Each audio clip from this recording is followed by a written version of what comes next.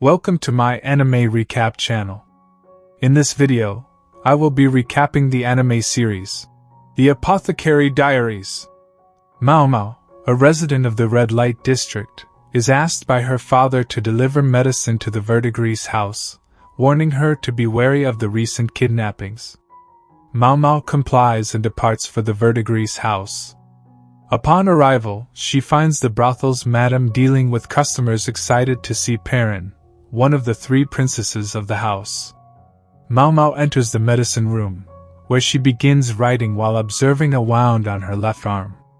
Perrin enters and scolds Maomao for her wounds, which Maomao explains are the result of her usual drug experiments. As they talk, the madam enters and warns Maomao not to set off another explosion with her so-called experiments, lest she be forced to become a courtesan.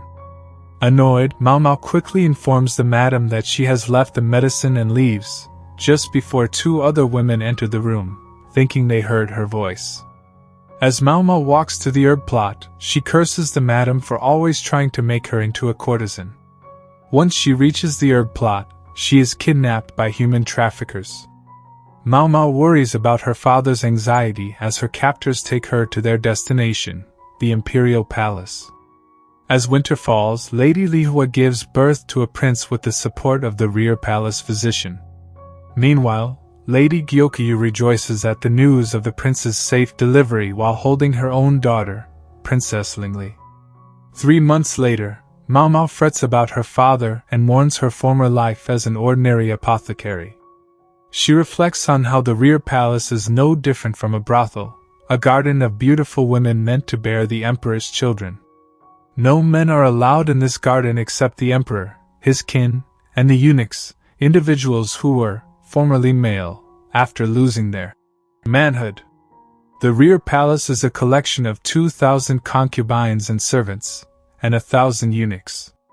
Unlike the high dash, mid dash, and low-ranking concubines, serving girls like Maomao are expendable and can lose their lives at any moment. While Maomao is working, Xiaolan rushes in and asks her to read the tag on a piece of clothing. Maomao reads the tag and tells her the location of the item. She comments that most of the servants are illiterate and are only taught the bare essentials of etiquette. Although Maomao knows that she would earn more if she worked as a literate servant, her kidnappers would take the raise. While it is possible for servants to become low-ranking concubines, Maomao does not have the looks for it, so she decides to lay low and avoid trouble during her 2-year term. She also laments not being able to drink. While they are doing laundry, Xiaolan tells Maomao about a super handsome eunuch who works in the central area of the rear palace. Everyone is talking about him, and Xiaolan complains that she wants to see him. She asks Maomao if she wants to see him too, but Maomao is not interested. Meanwhile, Jinshi, Gaoshun, and the physician visit Lady Lihua because she and her 3-month-old son are not well. However, the physician cannot figure out what is wrong with either of them, much to Lady Lihua's frustration. As Jinshi and Gaoshun are leaving the Crystal Pavilion, they meet Hongyan, who takes them to the Jade Pavilion because the 6-month-old Princess Lingli is also sick and needs to be seen by the physician. However, the physician is busy attending to the prince and is not available to examine the princess. While the servants are eating lunch, they express their concern about the prince and princess being sick.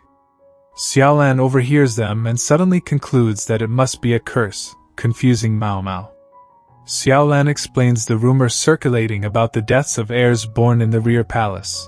So far, all 3 of the emperor's heirs have died from sudden illnesses. Maomao is surprised to hear this, while Xiaolan expects the same to happen to the current 2 heirs as well. Maomao asks if the heirs are actually sick, and Xiaolan confirms that the physician has visited both Lady Gyokyu and Lady Lihua. The 2 servants discuss the possibility of the emperor taking an empress. The first candidate is Lady Lihua, who recently gave birth to a son, but the emperor also favors Lady Gyokyu. The power struggle between the 2 women may be related to the curse plaguing Lady Lihua's son.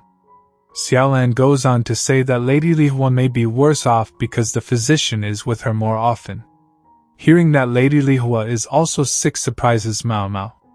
Xiaolan says that both Lady Lihua and the prince are apparently suffering from headaches, stomachaches, and nausea, which Maomao finds odd. Xiaolan again expresses her belief that it is a curse, while Mao dismisses her as being stupid, much to Xiaolan's annoyance. Meanwhile, a weak Lady Lihua worries and frets about her son's health. Maomao is still pondering her conversation with Xiaolan, contemplating the possible causes of the headaches, stomachaches, and nausea that the prince and princess are experiencing. She considers the possibility of poisoning, but dismisses it because the princess is also sick, which would be unusual for deliberate poisoning, which is typically related to the issue of the crown imperial heir. Even after further contemplation, she cannot reach a conclusion based on rumors alone. Therefore, she decides to investigate for herself by visiting the area where the high-ranking concubines reside. She witnesses an argument between Lady Lihua and Lady Gyokyu near the Crystal Pavilion. Lady Lihua slaps Lady Gyokyu and accuses her of cursing her son because Lady Gyokyu gave birth to a daughter. Lady Gyokyu denies the accusation, stating that Lady Lihua clearly knows it is not true because her own daughter, Princess Lingli, is also sick and suffering. She explains that she arrived at Lady Lihua's residence to request the physician's assistance for her daughter. The physician is flustered by the situation, which annoys Maomao. She can clearly understand what is happening with the two concubines based on their condition, and can guess why the heirs are sick. She wonders if the physician is unaware of the cause. Maomao knows that it is not a curse and tries to think of a way to discreetly inform the two concubines about the situation. She begins to search for writing materials. As Maomao contemplates leaving the palace, Jinshi, who has heard about the commotion, arrives with Gaoshun to disperse the situation. He overhears Maomao muttering something about the prince, but dismisses it as having misheard. Later, while walking around the Crystal Pavilion, she notices a flower with a piece of cloth tied to it on the windowsill. She ignores it and throws it away. Not even a month later, the prince passes away. Maomao is saddened by the news, knowing that she failed to save his life. Meanwhile, Jinshi and Gaoshun visit the Jade Pavilion, where Lady Gyokyu presents Jinshi with a piece of cloth that was tied to a rhododendron flower and left on the windowsill. She had received the flower on the same day she had the argument with Lady Lihua at the Crystal Pavilion. The message on the piece of cloth read, "The white face powder is poison. Don't let the baby touch it." Upon reading the message, Lady Gyokyu realizes that ignorance is truly a sin. She and Jinshi contemplate who sent the message. It could not have been the palace physician, since the message was presented in a roundabout way, and the palace physician never discovered the source of the prince's illness. Lady Gyokyu asks for Jinshi's help to locate the person who sent the message. Jinshi remembers hearing a female servant muttering something about poison on the day of the argument. He agrees to Lady Gyokyu's request and asks permission to borrow the piece of cloth. On a later day, Xiaolan informs Maomao that the emperor has been visiting Lady Gyokyu frequently to show his love for the surviving princess. Maomao asks Xiaolan if she has heard anything about Lady Lihua, but Xiaolan does not have any news. Suddenly, a eunuch arrives and asks Maomao to report to the matron of the serving women immediately. Maomao is unhappy about the situation, as it is not common for a high-ranking official to summon the serving girls. She wonders if it is just for some other work. As the girls enter the room under the watchful eyes of Gaoshun, he notices Maomao's repaired skirt. Jinshi arrives in the room and thanks the girls for coming. He receives a signal from Gaoshun and begins writing something on a piece of paper. The serving girls are smitten by Jinshi's looks, but Maomao is bothered by the arrival of an arrogant-looking woman. Jinshi introduces himself as the manager of the rear palace. Hearing his voice, Maomao realizes that the woman is a man and identifies him as the good-looking eunuch that Xiaolan mentioned before. As Jinshi continues to write, Maomao comments on the wastefulness of such a handsome man becoming a sterile eunuch. Jinshi finishes writing his message, which reads, "You with the freckles stay here." He shows it to the gathered serving girls. Maomao is surprised to read the message, and the nearby serving girls are confused. Jinshi dismisses the serving girls and tells them to return to their room. The serving girls are surprised, but they slowly start to leave as ordered. Maomao is stuck contemplating the situation, wondering how she ended up getting Jinshi's attention. She thinks it might be related to the message she sent earlier. She realizes too late that it was all a trap. Since most of the serving girls are illiterate, no one other than Maomao can read the message. This reveals her as the writer of the message.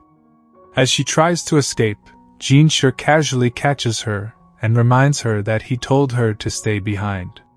He tells her to follow him quietly. Maomao is annoyed that the handsome eunuch touched her, and she even dusts off the spot he touched. As they walk, Jinshi mentions that Maomao's background record says she is illiterate.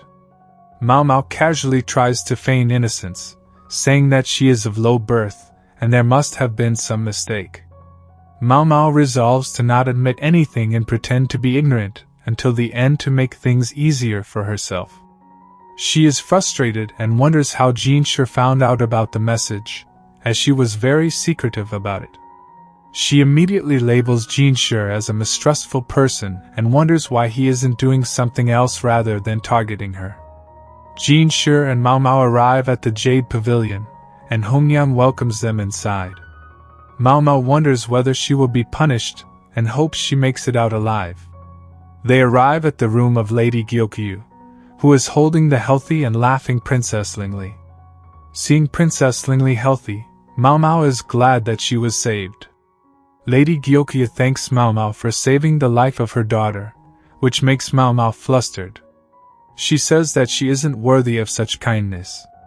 Lady Gyokyu expresses that any amount of gratefulness isn't enough for saving the life of her daughter, but Maomao, fearing getting too involved, decides to feign ignorance. She says that they must have mistaken her for someone else, which confuses Lady Gyokyu. Jinshi steps in and says that Maomao provided him with the message written on the cloth. As Maomao tries harder to feign ignorance, Jinshi also points out that the cloth used to write the message is something issued only for the serving girls, especially those who handle laundry like her. He asks her whether she ripped her skirt or not. With no way out, Maomao finally gives up. When Jinshi asks Maomao why she wrote a message and left it with a flower, she replies that she had figured out the reason behind the situation on that day. The makeup powder was the main cause. Many courtesans in the brothel where Maomao grew up had used similar high-end powder and eventually been poisoned and killed by it. They had traded their lives for beauty, but in the end, they lost both. Maomao reveals that before she started working in the rear palace, she was something of an apothecary and was very familiar with poisons. Jinshi asks Lady Gyokyu about the powder, and she informs him that the baby's nurse had used it. The nurse had said that the whitening effect of that powder was better than the other ones. The nurse had suddenly taken ill, so Lady Gyokyu had given her a leave of absence and paid her wages. Lady Gyokyu again contemplates that being ignorant is a sin, as she didn't pay attention to what her daughter was putting in her mouth. Jinshi also feels guilty, knowing that if he had known the information earlier, he could have saved the lives of many others, including the prince. Lady Gyokyu states that after seeing the message, she quickly tried to inform Lady Lihua about it, but because of the incident before, Lady Lihua had grown more distrustful of her and didn't listen to her warnings. In the end, Maomao asks what she can do for them. Lady Gyokyu happily responds that she wants Maomao to immediately start working for her as the new lady-in-waiting. Her plans of keeping a low profile completely ruined, Maomao leaves the Jade Pavilion in hysterics. Maomao's first day working under Lady Gyokyu at the Jade Palace was an exciting one. She was initially unsure of what her duties would be, but she was soon assigned the role of food tester for Lady Gyokyu. This was a high-risk job, as Maomao would be tasked with sampling food that could potentially be poisoned. However, Maomao, who was a herbalist with a keen interest in poisons, found the job to be quite thrilling. To assess Maomao's abilities, Jinshi, the chief of staff, presented her with a gift from a military official, dumplings laced with aphrodisiacs. Maomao, with her sharp eye and knowledge of herbs, quickly recognized the dumplings' hidden ingredients.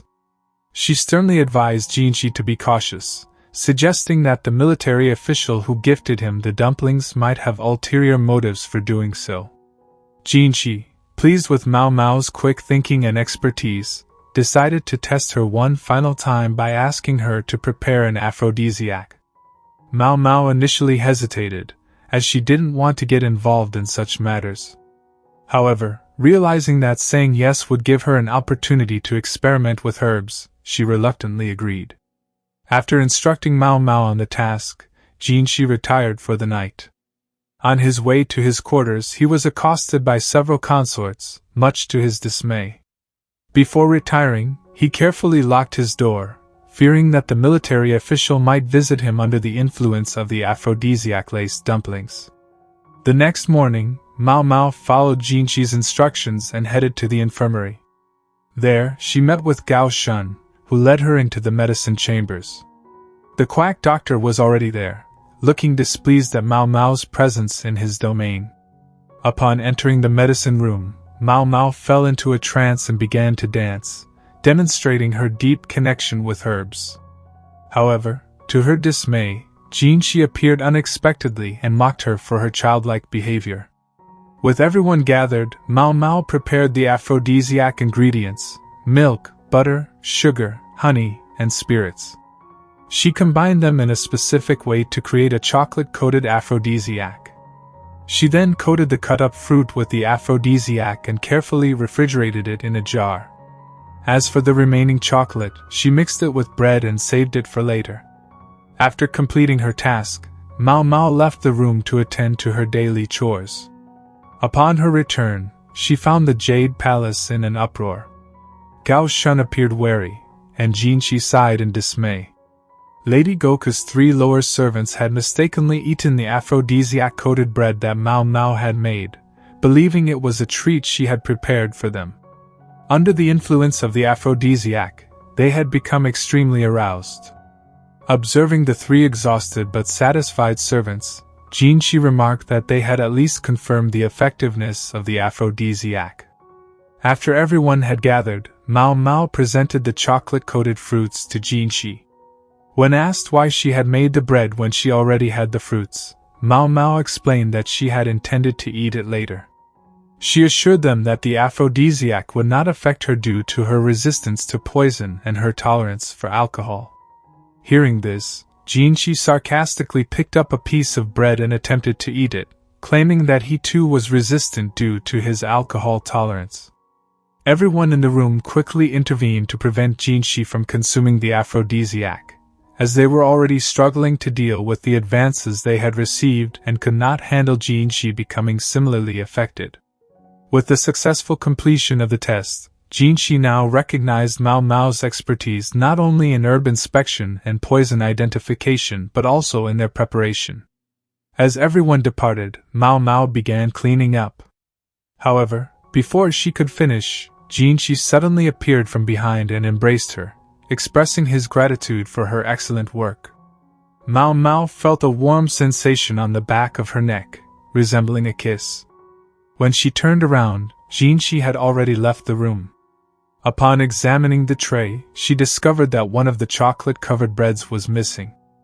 Whispers of a ghostly figure in white haunting the castle walls have been circulating lately. They call her the White Spectre. Hawker regales Maomao with tales of this phantom as they go about their daily rounds. As Maomao wraps up her work, she takes a detour to the infirmary to gather some herbs she needs. There, the quack doctor greets her with a warm smile. His perception of Maomao has improved significantly since discovering her herbal expertise. He even offers her rice crackers during her visits. To Maomao's dismay, however, her rice crackers are replaced with moon cakes when Jinchi makes an unexpected appearance at the infirmary. After dismissing the quack doctor, Jinchi engages Maomao in a conversation about the White Spectre case, specifically sleepwalking. Maomao expresses interest but acknowledges her limitations. Sleepwalking is a mental disorder, not a physical ailment, and she is an herbalist, not a psychiatrist. Despite her explanation, Jinchi is persistent. His overly touchy demeanor prompts Maomao to agree to investigate the so-called White Spectre on Jinchi's behalf just to get him off her back. Late that night, Maomao meets up with Gao Shun. Upon reaching the rumored location, they encounter not a ghost but a stunning lunar lotus. A beautiful consort clad in white graces the top of the castle wall, her movements as graceful as a flower swaying gently in the breeze. Her beauty under the half-moon rivaled that of high consort Jyokayu and Rifa themselves. When Maomao utters the name Lunar Lotus, Gao Shun reveals the consort's identity as Lady Fayu. She is set to be bestowed upon an honorary military officer in the coming month. The next morning, Maomao seeks the quack doctor's insights into Lady Fayu's story. The doctor explains that Lady Fayu was a princess from a vassal state of Rai. She was brought to the inner palace to become the emperor's consort. However, on the night of her arrival, she suffered an embarrassing fall during a dance performance before the emperor, causing her to lose his favor. Subsequently, she confined herself to her quarters and has not received a visit from the emperor since. Upon learning of her impending bestowal upon a military officer, she began wandering the night like a specter. Adding to her turmoil, the officer she is to be bestowed upon happens to be her childhood friend. Maomao, upon gathering information, reported her findings to Jinchi. She reiterated that sleepwalking, unlike physical ailments, is a mental disorder beyond her ability to cure. All she could offer were herbs to calm the mind. Maomao then recounted a similar case she had witnessed in Raukashakan. She shared with Jinchi and Lady Jyokayu the story of a courtesan who developed sleepwalking after learning she was being sold to a man old enough to be her grandfather. The sleepwalking ceased when the sale fell through. Upon hearing the tale, Lady Jyokayu remarked that the sleepwalking must have stemmed from the courtesan's aversion to being sold to the old man. Maomao nodded in agreement. Having reported to Jinchi and Lady Jyokayu, Maomao excused herself and returned to her duties. It wasn't until a month later, when Lady Fayu was finally bestowed, that Lady Jyokayu once again inquired about Maomao's true thoughts on the matter. Maomao humbly shared another story of a different courtesan from Raukashakan. This courtesan, too, was being sold to a man and began sleepwalking. Eventually, the sale was called off. However, immediately afterward, another man made an offer to buy the courtesan. The offer was accepted, and the courtesan was sold to the man for half the price. The man who made the first offer was a friend of the second man. The two of them worked together with the harlot to bring down the brothel's buying price. Since the second man didn't have enough money to buy the harlot at the time, he asked his friend to make the first offer, and when the harlot faked her sleeping walking, the first offer was cancelled, which dropped her value. That is when the second man stepped in to make a second offer and got her for half the price. Maomao explained this to Lady Jyokayu and told her that Lady Fayu's situation was similar to this harlot. Maomao suspected that Lady Fayu was already in love with her childhood friend but was forced to become a wife. So in order to avoid the emperor's advance, she purposely fell in front of the emperor to lose his favor. She then confined herself so that the emperor won't visit her so she can preserve her chastity. And when her childhood friend finally earned enough merits to come for her, she pretended to sleepwalk and roam the castle at night. This is to prevent the emperor from visiting her at the last moment before she was bestowed. She did all of this not because of an illness but so that she can be reunited with her beloved who's coming to save her. As Lady Jyokayu and Maomao witness Lady Fayu's radiant departure from the inner palace, Lady Jyokayu inquires whether envying Lady Fayu would make her a petty woman. Maomao responds with a resolute shake of her head. She deeply empathizes with Lady Jyokayu's situation, understanding that despite being the favored wife, she is not the emperor's sole object of affection. Moreover, their relationship is rooted in political expediency rather than love. Any woman in Lady Jyokayu's position would inevitably harbor envy towards Lady Fayu. Maomao compares Lady Jyokayu to a princess in distress, yearning for the rescue of her knight in shining armor. Her beauty radiates not from superficial features but from the depths of her love. If love can bestow such radiance upon a woman, Maomao wonders what kind of transformative medicine she could create if she ever possessed its essence. Maomao, a diligent food taster, was summoned by the emperor to attend to Lady Rifa, whose health was deteriorating. The Emperor's command was akin to a divine decree, and Maomao knew she had no choice but to accept. Failure to cure Lady Rifa would result in her own demise, a stark reminder of the Emperor's absolute power. Leaving the Jade Palace, Maomao entered the Crystal Palace as a lowly court apprentice. Her presence was met with disdain and hostility from the palace personnel, who considered her a servant of a rival consort and a lowborn outsider. Maomao's attempts to examine and treat Lady Rifa were met with resistance, leaving her discouraged and counting down the days until her execution seemed inevitable. Suddenly, Jinchi appeared, offering his assistance. Despite her initial reluctance, Maomao accepted his help, realizing that she needed all the support she could get to fulfill the Emperor's task and save her own life. With Jinchi's help, Maomao bypasses the obstructionist maids and reaches Lady Rifa. After a brief examination, Maomao turns to glare at the maids in fury. She demands to know who is responsible for Lady Rifa's makeup. A maid arrogantly steps forward, proudly announcing her privilege of beautifying Lady Rifa. Incensed, Maomao slaps the maid across the face and drags her by the hair to the cosmetics cabin. She mercilessly pours face powder onto the crying maid's head, revealing the source of Lady Rifa's illness. The same poisonous powder that killed Lady Rifa's son had been used on her, causing her deteriorating condition. When confronted with Maomao's accusation, the maid weakly defends her actions, claiming that Lady Rifa favored the powder. Maomao scoffs at the maid's excuse, questioning how anyone could love a product that harmed their own child. Overwhelmed with guilt, the maid falls silent, accepting the consequences of her actions. Maomao releases the remorseful maid and instructs the others to clean up the mess. She then prepares to treat Lady Rifa, whose condition is dire. The weakened lady is unable to consume food, further exacerbating her frail state. With no other option, Maomao gently forces easily digestible food into Lady Rifa's mouth. After weeks of care, Lady Rifa slowly regains a portion of her strength. With a feeble voice, she asks Maomao why she didn't let her die. Maomao calmly replies that if Lady Rifa truly wished to end her life, she could simply stop eating. The fact that she continues to nourish herself is a testament to her desire to live. Inspired by Maomao's words, Lady Rifa rekindles her will to survive and decides to embrace life once more. Maomao's dedicated care over the past month has miraculously brought Lady Rifa back to her feet. With her strength restored, Lady Rifa is once again able to walk on her own. Her mission accomplished, Maomao prepares to return to the Jade Palace. Before her departure, Lady Rifa inquires about the possibility of bearing a child, a question that leaves Maomao uncertain. The answer, she explains, lies in the lady's own efforts. Lady Rifa expresses her concern about the Emperor's waning interest, fearing that she has lost his favor. Maomao reminds her that she possesses her own unique charms, which she should wield to recapture the Emperor's attention. Before Maomao leaves, she left Lady Rifa with a parting gift. More specifically, a sexually technique that she learned from the harlots at the Red Light District. A technique that utilizes big breasts to satisfy their partner. After giving Lady Rifa her advice, Maomao returned to the Jade Palace. Like and comment if you enjoyed this video. Subscribe to my channel for more anime recaps. And tell me what anime recap you'd like to see next in the comments below.